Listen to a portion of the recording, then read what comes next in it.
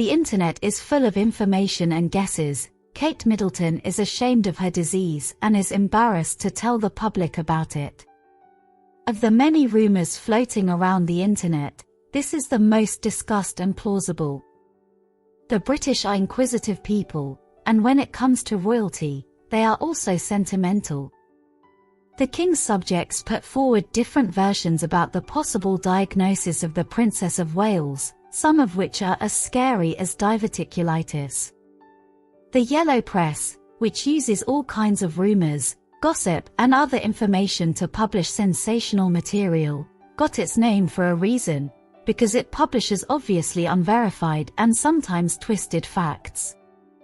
We, of course, could not ignore such an interesting topic and ourselves studied the speculative rumors and gossip of the Western media regarding Kate Middleton's mysterious illness. The most observant loyal subjects could not miss the moment when the youngest son of the Princess of Wales, in a not very beautiful manner, shushed his parent and waved his finger threateningly. Some people involuntarily think that the little representative of the royal family only repeated the actions of his father that he could have performed earlier. The gossipers, predictably, immediately turned on their wild imagination and painted in their heads a picture of a conflict situation between the spouses, during which William allowed himself to hit his wife, which is why she ended up in a medical facility. There were also suggestions that Kate became a donor for King Charles III, donating her organ to the monarch. There are also more unpleasant rumors according to which the princess died, because after the Christmas holidays she abruptly disappeared from the information radar. This version was confirmed by the fact that while the royal was in the hospital, children were not allowed into her room. Information about the introduction of the Princess of Wales into an artificial coma began to appear in the Spanish media. Such rumors may have an explanation. During the process of recovery, the woman may have been transferred to artificial ventilation. This version sounds quite plausible, since connection to a mechanical ventilation after intravenous sedation is a standard procedure. Stomach problems have plagued Kate Middleton for almost her entire adult life. The press is naturally not happy with the information received from members of the royal family, since it is rather superficial without any specifics. In the absence of reliable data, people's imagination begins to work wildly. Various options emerge: a tummy tuck and even a hysterectomy, removal of the uterus.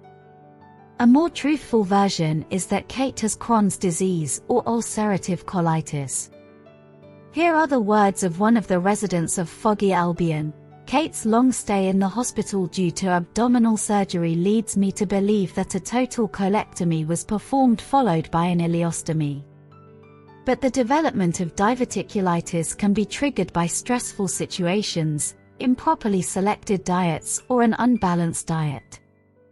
Elimination of diverticulitis can be either planned or emergency in case of sudden exacerbation. In the second case, the patient requires longer rehabilitation. Any normal and sensible person will understand Kate Middleton's desire to keep her health a secret. There's also the issue that Kate will one day wear the royal crown, which is why it's important to provide some mystique around the monarchy. If this is not done, the routine will be so obvious that it will cause people complete disappointment. One woman expresses her opinion online. We clarify that this article contains rumors and assumptions regarding the state of health of the Princess of Wales. Problems with the gastrointestinal tract, stoma, or diverticulitis in Kate Middleton look the most plausible among many other versions. Many Western publications adhere to this diagnosis. The calm facade of Kensington Palace, the epicenter of British royal affairs, was suddenly shattered by an unexpected clash with the press. Over the years, the palace has religiously followed Queen Elizabeth II's timeless mantra: never explain, never complain, just keep calm and get on with your life. This stoic approach has served them well ever since. Enter Spanish journalist Concha Colleja, whose bold statements on Spanish television regarding Princess Kate's health broke the palace's years of silence. With unshakable confidence in her insider sources, Concha boldly stated that Kate Middleton was either in a coma or was induced into one. She was so confident in her sources that she stood firm behind her statements without fear of possible consequences. In a surprising move, Kensington Palace broke its silence, quickly denouncing Concha's claims as baseless rumors. This unprecedented reaction sparked a heated debate, during which Concha steadfastly defended her position, refusing to back down in the face of palace opposition. "I stand by my words," she said defiantly, emphasizing the palace's discomfort with its secrets being scrutinized. The breach of protocol did not go unnoticed, and royal observers questioned the wisdom of such a public spat. Instead of dignified silence, the palace found itself embroiled in a war of words, a departure from time-honored traditions of prudence. Meanwhile, Prince William's absence at the memorial service for King Constantine II of Greece only added fuel to the fire of speculation surrounding Kate's health. With Prince William set to be the reader at the ceremony, his last-minute withdrawal raised eyebrows and fueled rumors about the severity of Kate's condition. With the future king conspicuously absent, Crown Prince Paul of Greece took upon himself the solemn duty of honoring the memory of his late father. Against the backdrop of seething rumors and palace denials, the fragile balance of royal etiquette shook precariously. The relentless adherence to tradition has clashed with the inexorable march of modern media, leaving the once impenetrable walls of Kensington Palace vulnerable to the gaze of the outside world.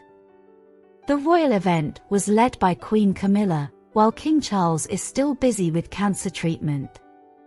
Prince Andrew, his ex-wife Sarah Ferguson, both of their daughters and their husbands, Princess Anne and her husband, Zara and Mike Tyndall attended the service.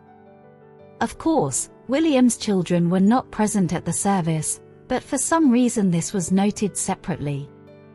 This page 6 article is very short, but it mentions twice that Kat is doing well. The reason for the Prince of Wales's absence is unknown, but a Kensington Palace spokesperson told page 6 that the Princess of Wales is feeling fine. Middleton, 42, is recovering at home and will not attend any public events until Easter. She underwent elective surgery in January and returned to work earlier this month. Maybe Prince William didn't want to attend the same event as Prince Andrew. Or did he not like that his father, who was at the estate in the morning, left without seeing members of the Greek royal family, and Camilla was left in charge? It could also be that Kate felt worse, and he was simply afraid that he would not be able to stop reading at the service mid-sentence and decided not to leave her at all. And the king is feeling well, judging by the fact that he has already met with Prime Minister Rishi Sunak at Buckingham Palace in London. He admitted that he was moved to tears by the well wishes and cards from fans. He does not disclose the type of cancer, and this detail is unlikely to interest anyone.